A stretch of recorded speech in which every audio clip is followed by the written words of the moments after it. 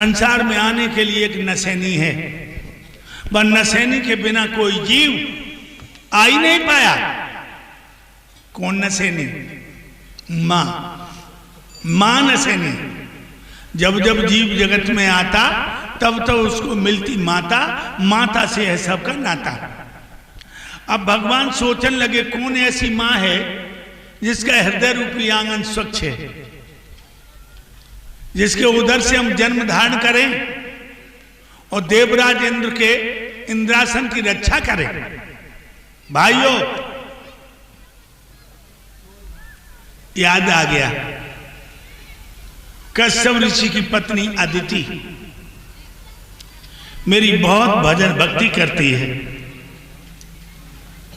बहुत भक्ति करती है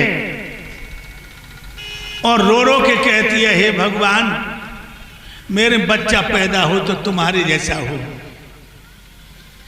कश्यप की पत्नी अदिति कहने लगे अपने जैसा मैं कहां ढूंढ के लाऊं, मैं ही मैया अदिति के गर्भाशय में जाकर उसके उदर से जन्म लेकर इंद्र के इंद्रासन की रक्षा करूंगा। क्योंकि मैया अदिति जो है मेरे प्यारे भक्तों, जब भजन करने बैठती थी तो रोते रोते यही कहती थी, हे मेरे प्रभु, हे मेरे दाता, मेरी कोख से बच्चा पैदा हो तो आप जैसा हो। इधर मैया अदिति पूजा के लिए फूल तोड़ रही बाग में। एक बड़ा सुंदर फूल है, वह फूल में भगवान अणु जैसे स्वरूप को बनाकर बिल्कुल छोटे उस फूल में पेश हो गए। मैया अदिति ने वो फूल तोड़ा और नाक से लगाया। हाय हाय, भगवान नाक के द्वारा मैया के गर्भाशय में आ गए। तो अदिति ने जब तो जान ली कोई हाल कोई भारी चीज हमें पेट में चली गई, लेकिन भक्तों ना जान पाई संसार के दाता ही चले गए, संसार के प्रभु चले गए। फूल तोड़ के आई, फूल रख दिए, स्नान किया, कुशों का आसन डाला। मैया ने भगवान की मूर्ति पर फूलों को समर्पण किया। ओम विष्णु समर्पयामि।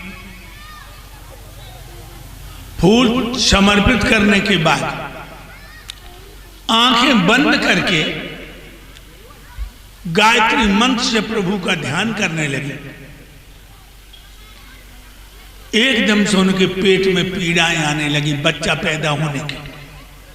अदिति चौंक पड़ी, हाय मेरे पेट में बच्चा कहां से आ गया, मैं तो 25 साल हो गई, अपने पिया से बिल्कुल दूर हूं, मेरे पेट में बच्चा कैसे आ गया। मेरे प्रभु भगवान के भजन में लीन हैं, 25 सालों हो गई हम दोनों एक नहीं हुए, हाय मेरे पेट में बच्चा कहां से आ गया। एकदम भगवान पैदा हुए और खड़े हो गए, बनाए छोटे जैसे हाली बच्चा पैदा होता है, नंगे खड़े। एक नजर तो मैया अदिति ने देखा, दूसरी नजर देख नहीं पाया। भगवान के बदन में भयंकर तेज शूर की तरह। मैया अदिति ने हाथ जोड़ के कहा, हे प्रभु मैं ये क्या देख रही हूं, 25 सालें हो गई, मैं अपने पति से दूर ही रही, फिर कौन मेरे पेट से पैदा हो गया जिसे मैं देख भी नहीं सकती। आंखें बंद करके कहा, आप कौन हैं, आप हमें बता तो दें, आप मेरे उदर से कैसे पैदा हो गई। मैंने अपने पति से रद्दान ही नहीं लिया, मैंने अपने पति को प्यार ही नहीं किया, मैंने तो प्रभु को प्यार किया। भगवान बोले, मां आंखें खोलो, तुम रोज भजन करती थी और रो रो के कहती थी कि मेरी कोख से बच्चा पैदा हो तो भगवान आप जैसा। मैया मैं अपने जैसा कहां ढूंढने जाता, मैं खुद तेरे उदर से पैदा हुआ हूं। एकदम से मैया ने आंखें खोली और बोली, बेटा आजा मेरी गोदी में। मेरे दोनों स्तनों में दूध इतनी जोर से आ गया कि मेरे स्तन फटे जा रहे हैं। तू बारी बारी से मेरे स्तनों को मुंह में लेकर मेरी छाती की आग को ठंडा कर दे।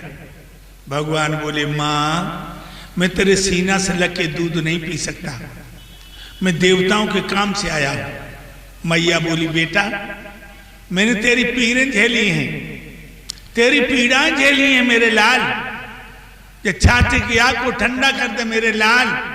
भगवान बोले, माँ तुम दोनों स्तन हथेली पर रख लो, मैं मुंह फैलाता हूं। मैया ने दोनों स्तन हथेली पर रखे। जो भगवान ने मुंह फाड़ा, मैया ने देखा भगवान को मुंह सारा ब्रह्मांड नजर आया। दोनों स्तनों से दूध की धाराएं निकली, भगवान के मुंह में गिर रही, और जैसा जैसा दूध पी रहे हैं बढ़ते जा रहे, बढ़ते जा रहे, बढ़ते जा रहे, बढ़ते जा रहे, और जो छाती का दूध खत्म हुआ, भगवान बामन अंगुल के बन गए। बोलो बामन भगवान की जय। बामन अंगुल की ब्रह्मा जी प्रकट हो गए।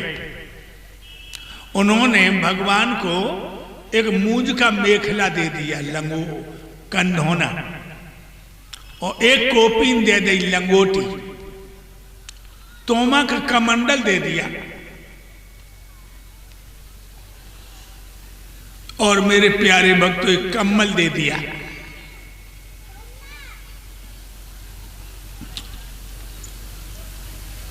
भगवान भूतनाथ भोले बाबा प्रकट हो गए। उन्होंने खड़ाऊ दे दी, मृगछाला दे दी, तुलसी की माला दे दी, और एक दंड दे दिया। अब भगवान दंडी सन्यासी हो गए। जो भगवान को सन्यासी के रूप में देखा, मैया आदिति बोली, बेटा ये क्या हुआ, तू तो निर्मोही बन गया, तू मेरी गोद में भी नहीं आया। भगवान बोले, माँ मैं देवताओं के जरूरी काम से आया हूं, अब मुझे आज्ञा दे दो। एकदम से मैया घुटनों मुंह छुपाकर फपक फपक के रोने लगी। क्यों रो रही हो माँ? माँ तुम्हें मोह के बीच क्यों चढ़े आया माँ? माँ तुम क्यों रो रही हो? माँ तुम्हें मेरी कसम और रोना बंद कर दो जो कसम खवाई। मैया की हिचकी रुक गई। भगवान बोले, मुझे आशीर्वाद दे दो, देवताओं का काम करूं। सोई मैया फिर घुटनों मुंह छुपाकर फपक फपक के रोने लगी।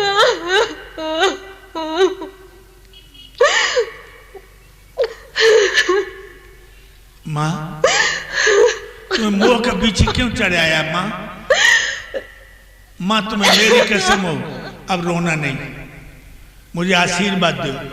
सो मैया ने घुटनों मुंह छुपा के कहा, जा विजयीमान भव, तेरी विजय हो। भगवान ने अपनी मां को प्रणाम किया। देखिए लोगों, मां कितनी पूजनीय होती है। जिसने माता पिता की सेवा कर ली, याद रखो लोगों, उन्हें जंगल में जाने की जरूरत नहीं है, उन्हें महात्मा होने की जरूरत नहीं है। भाइयों, मां पृथ्वी से बड़ी है और पिता आकाश से बड़ा है।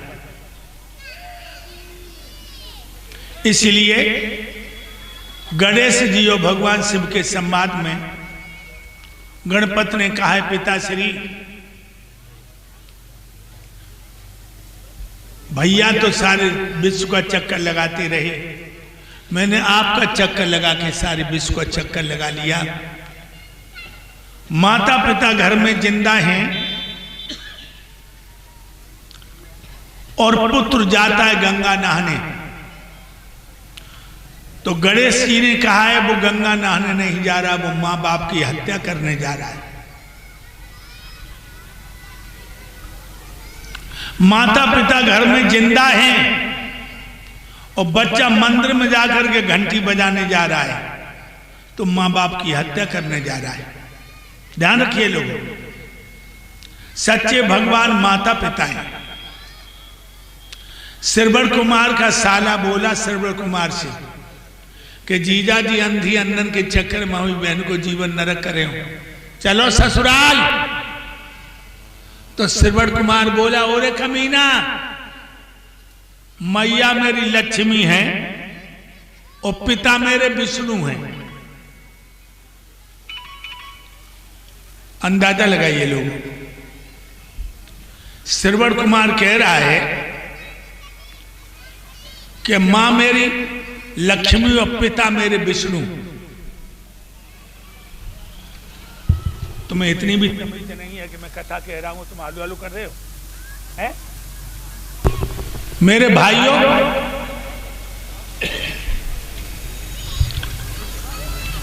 मां से बड़ा कोई है ही नहीं। लेकिन आजकल के लड़कन की तो लीला ही अपार है। कौन लोग माता पिता को चाहते हैं जानते हो? जो लोग घर में घूंघट वाली नहीं आते तो लोग। तुम लला को जिंदगी भर पढ़ाइयो, लला पढ़िए ना पाते, और जो घूंघट वालो आचार्य आओ दुए दिन में जन कौन कौन डिग्री दे दे तो मैया के सर में दर्द बहु ललन का औरास चले जाओ, दवा ले आओ, और लला चलो औरास को, और जो किचन में घूंघट में 2 उंगलियां चलिए, सब मामला फेल। ध्यान रखना लोगों, इन घूंघट वालियों के चक्कर में माता पिता के दिल को मत दुखाना, न तुम्हें देख के नर्क भी नाक सिकोड़ेगा। गणेश जी कह रहे हैं भगवान भोले बाबा से, घर में मां बाप जिंदा हैं और बेटा तीर्थ करने जा रहा है तो मां बाप की हत्या करने जा रहा है। ध्यान रखिए, आजकल के लड़कन की बात मत पूछो लोगों। हमारे आगरा में हमारी कोठी के सामने एक बुढ़िया रहती है। सुबह ही सुबह हम निकले तो वो बुढ़िया से वो लड़का, और पछा की भाषा तो है। अब बुढ़िया बोली, अरे कड़ी खाए, हमने 9 महीना पेट में धरा हूं, झूठी है गई, और जा परसों आई सो सांची हुई गई। हमने 9 महीना पेट में धरा हूं, झूठी है गई, जब परसों आई सो सांची। और लड़का बोला, है बार बार कह देते 9 महीना पेट में धरो, 9 महीना पेट में धरो, 9 महीना पेट में धरो, तो किराया ले ले। जब बोलो कि 9 महीना पेट में धरो तो किराया ले ले। मैंने कह दरा क्या कह रहे हो? कहने लगे जाए, कह रहे बेर बेर कह दे 9 महीना पेट में धरो, हम उन कह दे किराया ले ले। मैं क्यों रे कमीना, अम्मा को पेट धर्मशाला है, अम्मा को पेट किराए को कमरा है। हमने गाल में एक तमाचा मार।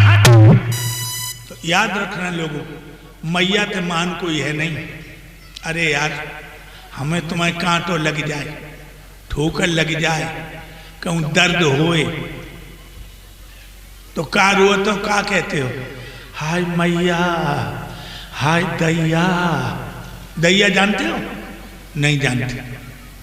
मैया दैया का तो रोज हो दुख में, हाय मैया, हाय दैया, लेकिन दैया जानते नहीं हो।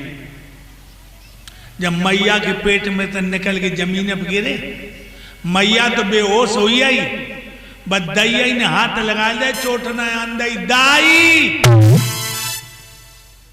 क्या कहते हो? हाय मैया, हाय दैया। कबू चोट लगी तो जय कही कि हाय लुगैया,